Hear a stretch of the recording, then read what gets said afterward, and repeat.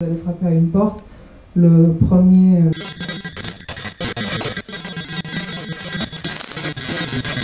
à vous convaincre, mais plutôt à vous entraîner dans des directions attendues, à vous faire rester dans le ton de l'exposé, des propositions tellement inattendues qu'elles pourraient même en être un peu canailles. Donc, entrez en matière. Vous allez sur votre messagerie, sur l'ordinateur, et parmi tant d'autres choses, vous y trouvez un certain nombre d'invitations, entre guillemets. Certaines de ces invitations sont à vous rendre sur un site de rencontre où vous attend l'œil passablement coquin, une certaine Joséphine, 36 ans, qui aime le sport et la conversation. D'autres vous convient à une performance, un spectacle de body art, un feuilleton théâtral sur l'hétérotopie foucaldienne, monté par une troupe de jeunes femmes énergiques, ou bien une expo photo sur les peintres de Berlin, etc.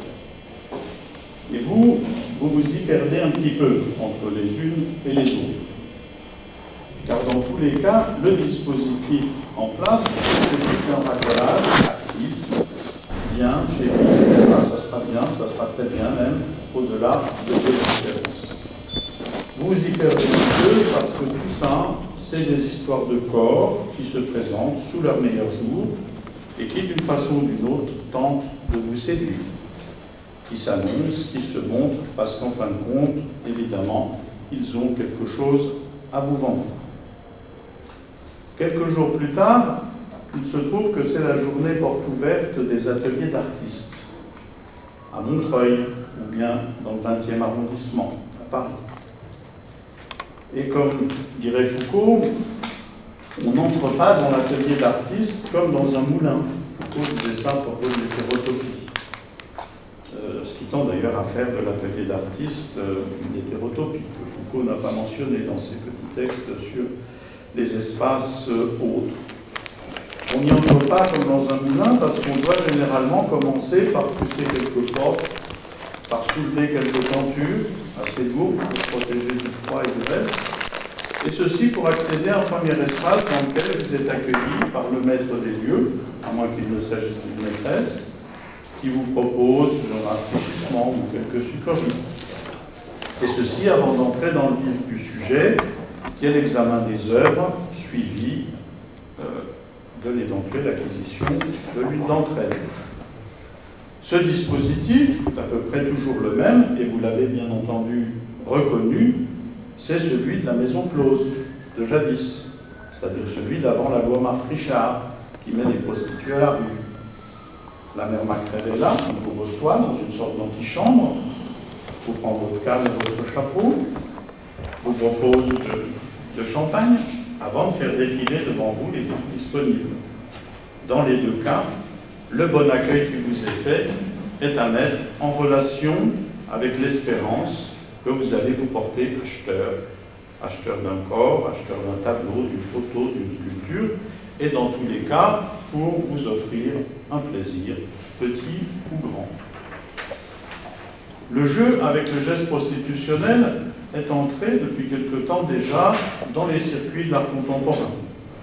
Catherine Millet en fait un best-seller, Sophie Calle en fait une performance qui porte déjà la patine classique, sans oublier Marcella Yacoub qui, en passant des sciences juridiques aux travaux pratiques avec ESK, bascule directement du côté d'une forme de performance un peu litigieuse, mais dans le cochon, tout est bon. Il semblerait donc que s'établisse obscurément ici comme une affinité tenace. Certes, les vitrines dans lesquelles s'exposent les filles des quartiers chauds de Bruxelles et d'Amsterdam ne sont pas encore considérées comme des galeries d'art, ni mesdames en question comme des performeuses. Mais l'art contemporain n'en est pas moins emporté, tout entier emporté, me semble-t-il, par la tentation de la vitrine. Vous me direz que c'est bien le moins, puisque le propre de l'art, c'est de s'exposer. Je vais revenir tout à l'heure justement sur cette supposée évidence et pour la questionner. Et je répondrai de toute manière qu'il y a différents modes d'exposition.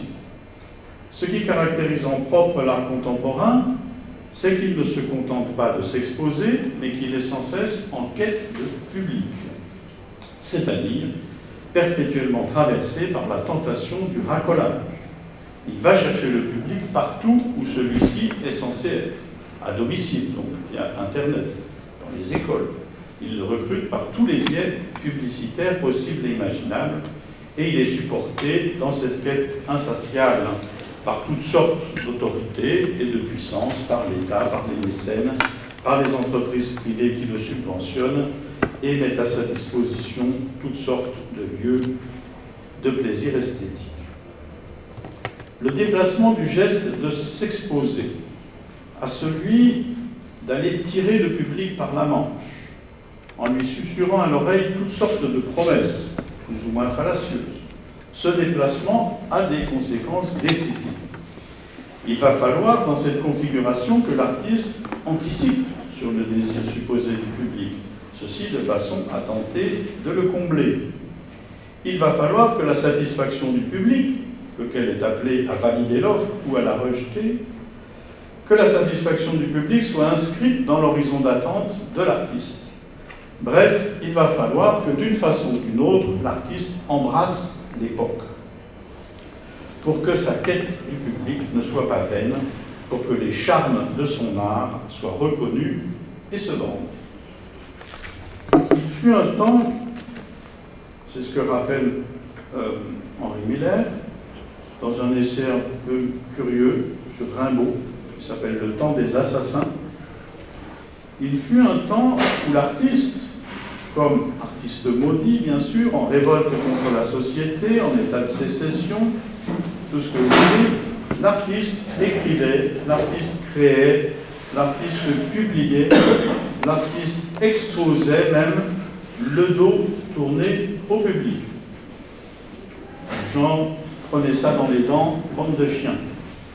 Le geste est archi connu, c'est le geste de Baudelaire, c'est le geste de Van Gogh dans une certaine mesure, et même un Courbet, je dirais, quand il s'active à tourner le monopole que la peinture académique exerce sur les salons, donc quand il s'exerce à le faire en montant ses propres expositions, et donc en anticipant sur toutes sortes de procédés autopromotionnels très contemporains, même ce Courbet-là parvient à combiner ce mode d'exposition vorace et grandiloquent avec la posture sécessionniste. Et il le fait en affichant sa couleur politique, qui est très vive, en refusant le mécénat intéressé de l'autorité, c'est-à-dire du Second Empire, en multipliant les provocations, etc. Et aujourd'hui, ça n'est plus qu'à l'état, je dirais, de traces infinitésimales, comme celle qu'on retrouve, ce poison ancien qu'on retrouve dans une momie égyptienne. Ça n'est plus qu'à l'état, donc, infime, infinitésimal, que l'on trouve parfois une réminiscence fugace de ce geste constitutif de tout un jeu de l'art, au siècle dernier encore, qui consiste à tourner le dos au public, à lui montrer son cul, à le gifler, etc.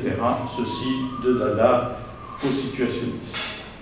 Je dis encore à l'état infime, par exemple, assez près de nous, 1994, dans un film qui n'est pas parmi ses plus fameux, un film de Wim Wenders qui s'appelle Lisbon Story, où le réalisateur d'un film, le film raconte l'histoire du réalisateur d'un film sur la ville portugaise, sur Lisbonne, qui finit par renoncer à tout, à son scénario, à son storyboard, à son plan de tournage, et ceci pour s'abandonner purement et simplement à l'errance dans les rues, mais en continuant à filmer, mais en filmant de dos, c'est-à-dire sans cadre ni sujet, en laissant les images se faire toutes seules, et ceci tout simplement, non pas pour faire le film commandé, le film attendu par le public, mais pour constituer une improbable archive pour le futur.